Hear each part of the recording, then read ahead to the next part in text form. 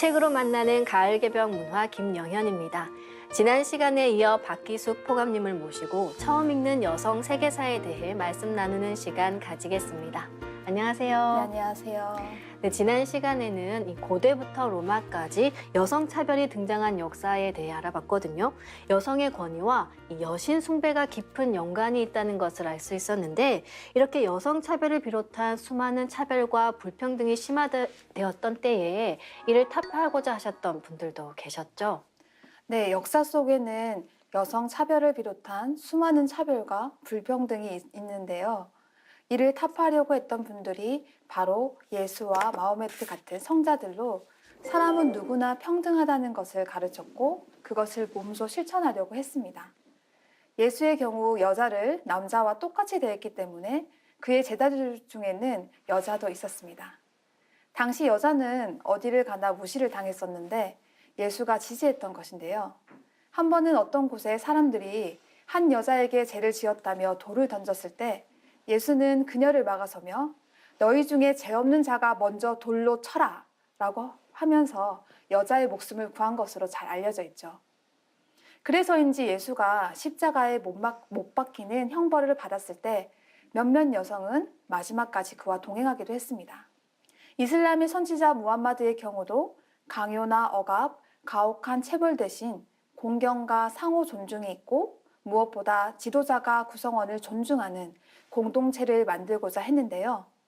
여건이 허락할 때마다 노예에게 자유를 주어 모범을 보이기도 했습니다.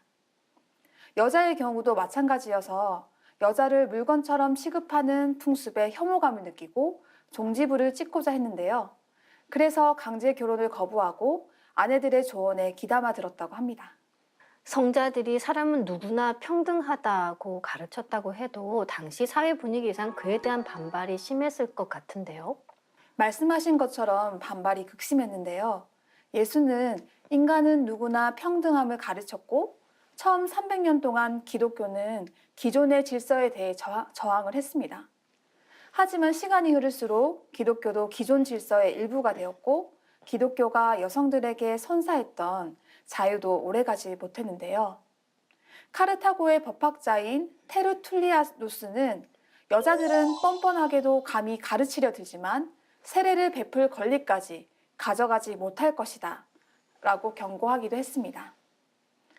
그리고 많은 여성들이 세계 곳곳을 누비며 기독교 전파에 열을 올렸지만 라오디케아 공의회에 참여한 주교들은 여성은 사제가 될 수 없다고 못 받기도 했고요. 그 후로 남성 주교들은 여성을 권력에서 멀리 떨어뜨리려 했는데요. 아담의 이브의 원죄론과 여자는 일체에 순종함으로 조용히 배우라는 성서의 구절을 인용해 여성을 차별한 것이죠. 마호메트의 경우도 당시 아랍인들이 여자를 전쟁의 약탈품으로 생각하고 노예로 일삼는 풍습에 심한 혐오감을 느끼고 그의 추종자들에게 여자를 대하는 방식을 바꾸라고 요구했는데요. 하지만 이런 주장은 강한 반감을 샀을 뿐 아니라 급기야 몇몇 남자들은 대로상에서 여자들을 공격하는 일이 빈번하게 발생하기도 했습니다. 여성을 둘러싼 이런 분란을 통해 마호메트는 신의 선지자로서 자신의 권위가 제한적이라는 사실을 통감했다고 합니다. 그가 죽은 후 이슬람 교도들은 철폐했던 노예 제도를 부활시켰고 강제 결혼 같은 풍습도 다시 도입하면서 이러한 여성 차별의 문제를 막지 못했던 것이죠.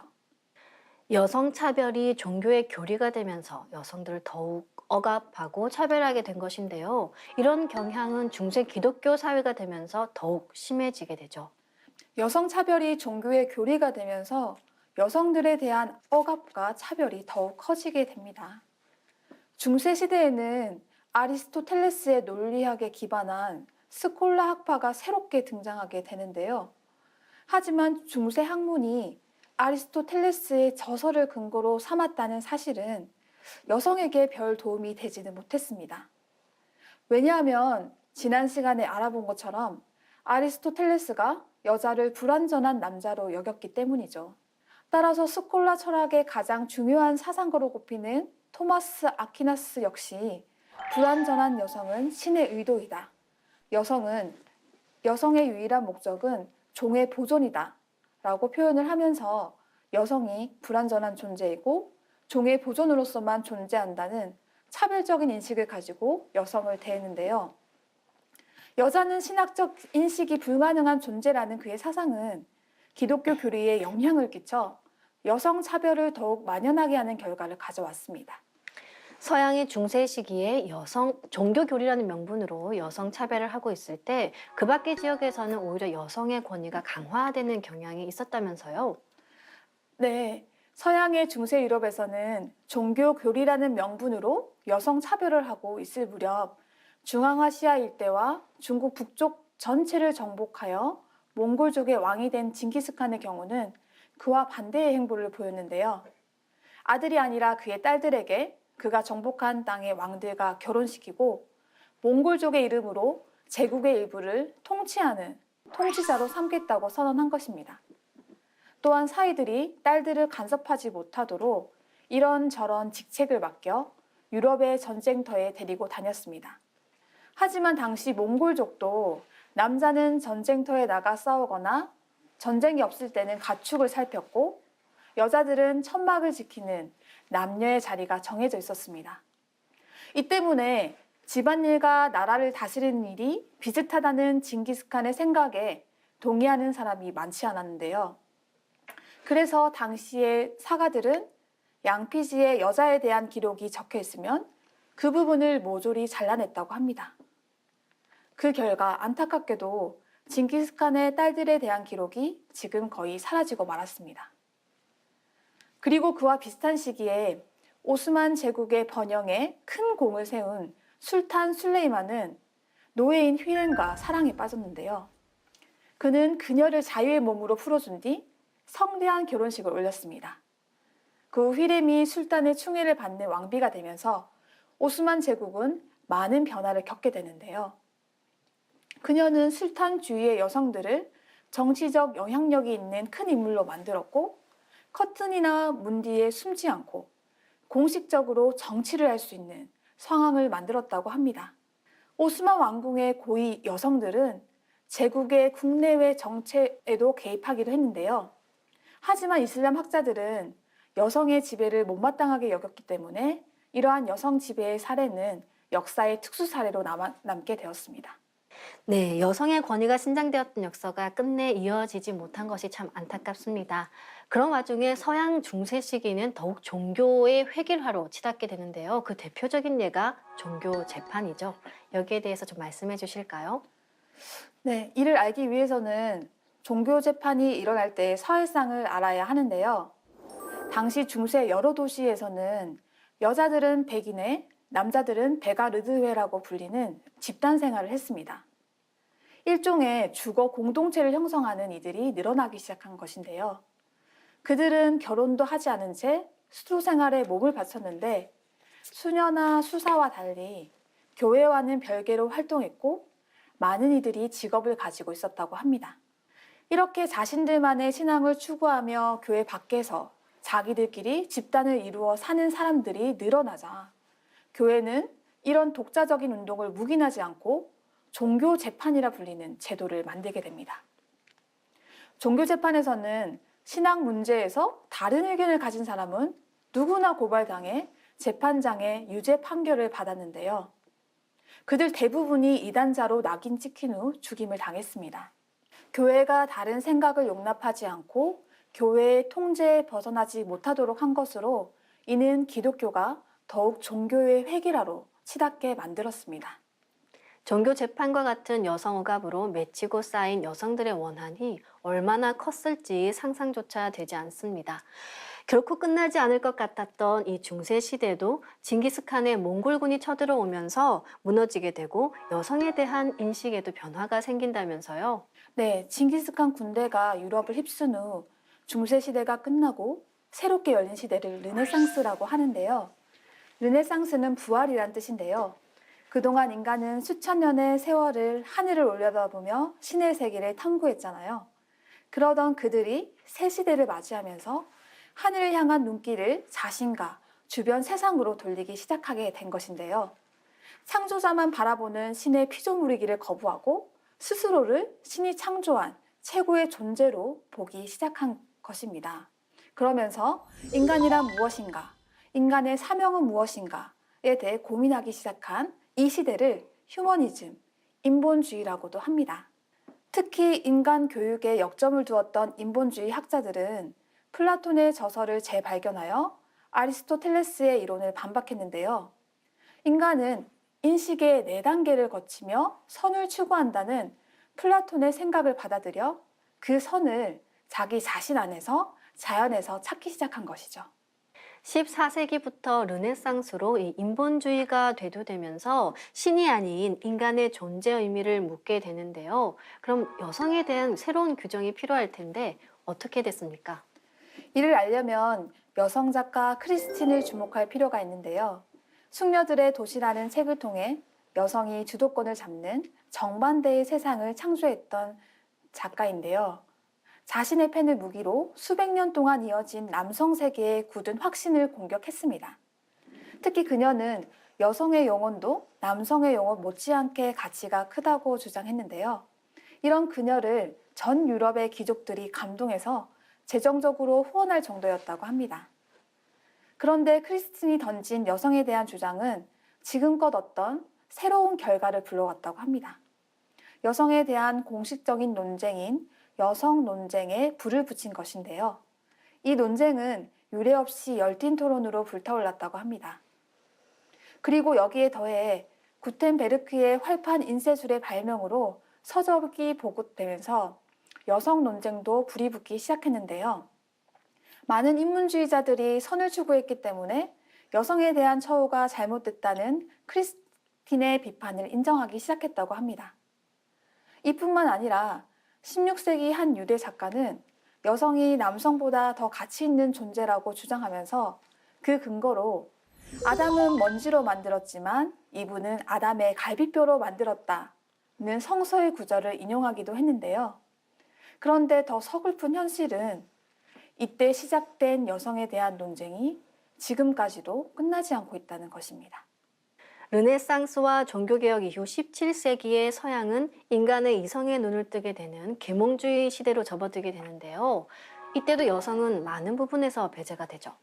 네, 먼저 계몽주의에 대해 간단히 설명을 드릴까 합니다.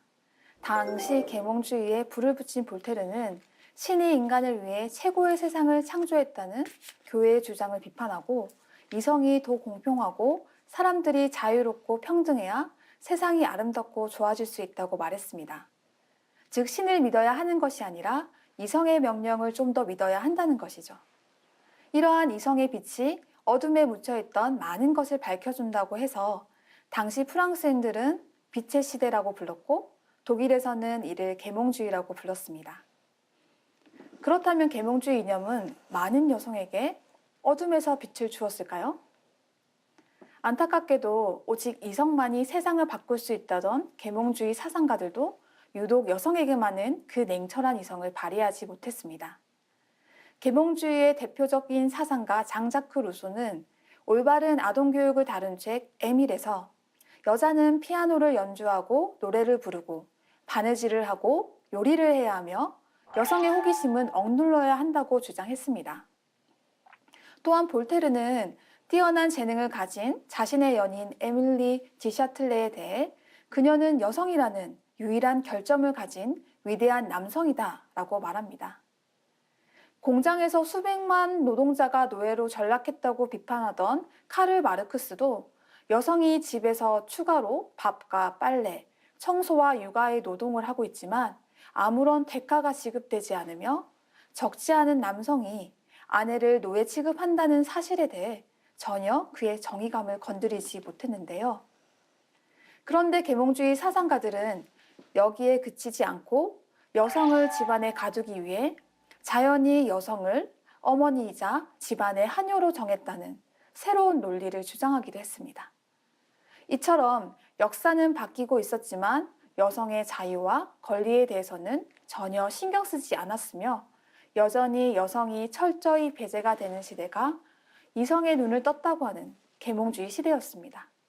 시대가 변해도 여성들의 차별이 그대로라면 이 자신들의 권리를 찾기 위한 여성들의 움직임이 있었을 텐데요. 실제 권리 쟁취를 위한 여성들의 투쟁이 끊임없이 이어졌죠.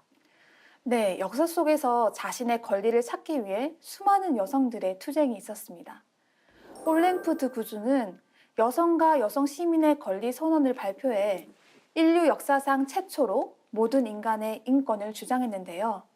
그녀는 남성이 여성을 무조건 배제한다면 새 정부 역시 독재일 것이라고 외쳤습니다. 울스턴 크래프트는 거기서 멈추지 않고 자신들의 상태에 저항하지 않고 묵묵히 받아들이기만 하는 여성들도 비난했습니다. 여성의 권리 옹호라는 책을 통해 여성이 이성을 교육시켜 갈고 닦는다면 맹목적 복종은 끝날 것이라고 주장한 것이죠. 마르키드 콩두르세는 여성의 선거권을 지지했고 나아가 노예제도의 철폐를 주장했습니다. 지금은 남녀 성인이라면 누구나 선거권을 가지고 있고 최근에는 청소년에게도 투표권을 주자는 주장을 하기도 하잖아요. 그러나 역사 속의 선거권은 오직 남성에게만 있었고 여성의 권리를 행사하기 위해서는 너무 많은 투쟁을 거쳐왔습니다. 여성들은 여성 참정권을 요구하고 여성 행진가를 부르며 감옥에서도 단식하며 투쟁을 멈추지 않았습니다. 이런 권리 쟁취를 위한 여성의 끊임없는 투쟁과 희생이 있었기에 지금의 여성들의 인권이 많이 개선되었던 것입니다.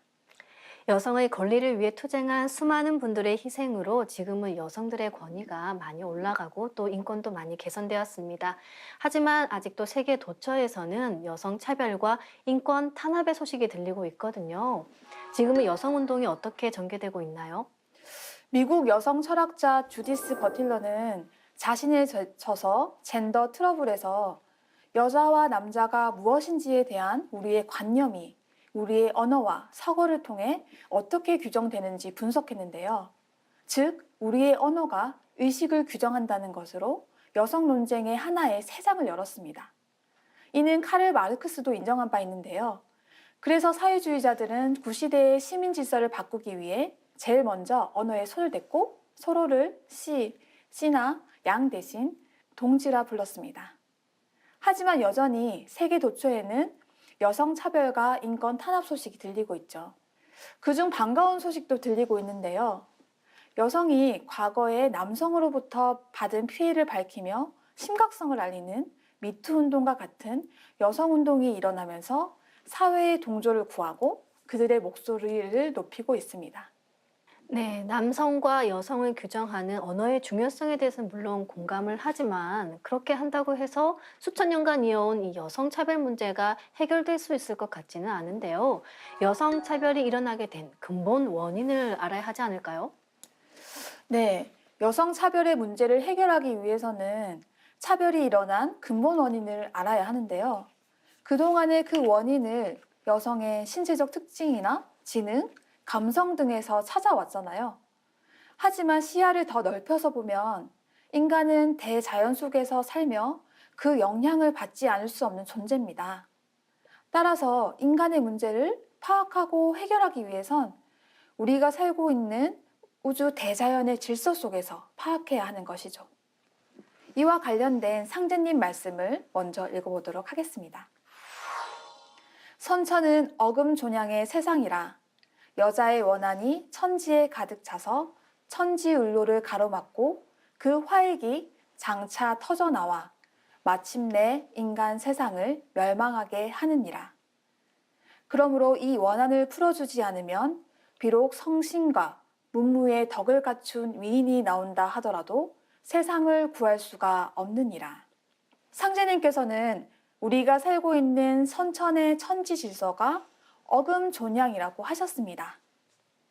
어금존양은 말 그대로 음을 억누르고 양을 높인다는 뜻인데요. 이 말씀대로 선전 세상을 살아온 인류는 양이 음을 억누르고 차별하는 상극의 세상을 살아오게 됩니다. 다시 말씀드려 어금존양의 상극 질서가 여성의 차별뿐 아니라 모든 불평등과 차별을 낳는 근본 원인으로 작용한 것입니다. 그렇다 보니 인류 역사도 인간의 의식과 사회제도가 양중심의 세상, 즉 하늘과 신과 남성 중심으로 발전을 해왔는데요. 그 그늘에서 여성은 차별과 억압을 받으면서 원한을 맺게 된 것입니다. 그러므로 여성 차별을 종식시키기 위해선 지금의 여성 인권 운동으로 가능한 것이 아니라 천지의 질서가 어금존양에서 음양이 조화를 이루는 정음, 정양으로 전환되는 것이 중요한데요. 천지가 정음, 정양으로 돌아가는 상생의 세상이 바로 인류가 조만간 맞이하게 될 후천 가을 세상인 것입니다. 그런데 또 한 가지 말씀드리고 싶은 것은 상제님께서는 이런 선천의 역사 동안 쌓여온 여성의 원한이 하늘과 땅에 가득 차서 앞으로 큰 화액이 터져 나와서 마침내 인간 세상이 멸망하게 된다고 말씀을 하셨습니다. 이 때문에 상제님께서는 후천조와 성경을 열기 위해 모든 인간과 신명의 원한을 모두 먼저 풀어줘야 한다고 하시면서 신명해운공사인 천지공사를 집행하신 것입니다. 네, 말씀하신 것처럼 이 여성 차별뿐만 아니라 모든 불평등과 차별을 낳는 근본 원인을 우주 대자연의 질서에서 먼저 파악해야겠다는 생각이 듭니다. 이제 마칠 시간이에요. 마무리 정리 말씀 부탁드리겠습니다. 네. 우주의 선천, 봄, 여름, 어금존양의 세상에서 살아온 여성들은 여자라는 이유만으로 차별과 억압을 받아야 했고 그들의 자유와 권리를 온전히 누리지 못했습니다. 고대 경전인 아시리아 법전에서는 정숙한 여인은 사람들 앞에 나설 때 베일을 써서 얼굴을 가려야 했고 베일을 쓰지 않는 여성은 정숙하지 않으므로 함부로 대해야 한다고 말했습니다. 또 한 예로 시인 소포클레스는 여자는 보아야 하는 것, 그 말은 듣지 말아야 한다고 하며 여성의 말할 기회를 막았고 크세노포는 물레질이 여성에게 가장 명예롭고 가장 적합한 일이라 하여 여성의 역할을 한정지었습니다. 하지만 인류 역사를 살펴보면 자신을 가둔 울타리를 부수고 밖으로 나온 여성들이 늘 있었습니다. 그들은 나라를 다스렸으며 전쟁터에 나가 싸웠으며 철학자, 작가, 작곡가, 의사가 되기도 했습니다. 하지만 당시 여성이 비범한 일을 하면 올바르지 않다고 생각했기 때문에 인류의 역사 속에서 여성의 역사들은 삭제, 왜곡되어 지워져 버렸습니다. 처음 읽는 여성 세계사라는 책을 통해 우리는 다시 한번 여성에 대해 의문을 제기해보고 여성만의 역사가 아닌 인류의 세계사 흐름 속에서 우리가 미처 깨닫지도 못한 채 잃어버린 역사의 퍼즐 조각을 찾아 맞춰볼 수 있다고 생각합니다. 우리는 오랜 역사 속에서 최근에서야 여성의 권리와 의무를 찾아가고 있지만 여전히 여성 문제에 대한 논쟁을 벌이고 있는데요. 도전 4편 59장 상제님 말씀을 살펴보면 이때는 해원시대라. 여자의 원을 풀어 정음 정량으로 건곤을 짓게 하리라. 고 말씀을 하셨습니다. 상제님께서는 선천에 천지에 가득 차게 쌓여왔던 여성의 원한을 풀고 음과 양이 조화를 이루는 정음 정양의 후천 세상이 열릴 수 있도록 천지공사를 집행하셨는데요.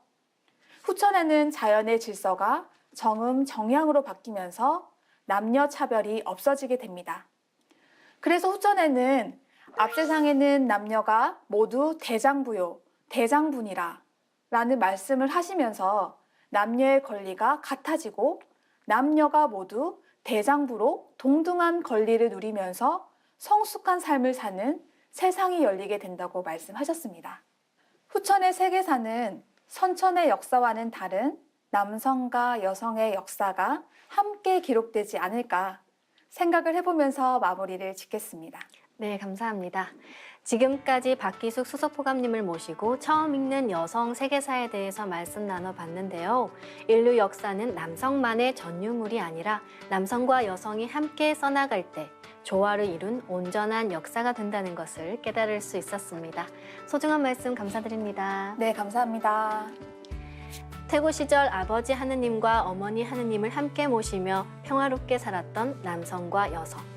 하지만 선천 어금존량의 세상에서 여신 숭배는 파괴되어 사라지고 여성들은 억압과 차별 속에서 원한이 맺힐 수밖에 없었는데요. 후천 상생의 시대를 맞이한 지금 아버지 하느님과 어머니 하느님을 바르게 모시는 것으로부터 남녀가 조화를 이루는 정음, 정량이 시작된다는 것을 깨달아야겠습니다. 인류사의 한 축을 담당했던 여성들의 역사를 알고자 하시는 분들께 처음 읽는 여성 세계사를 권해드립니다. 책으로 만나는 가을 개병 문화 다음 시간에 다시 뵙겠습니다.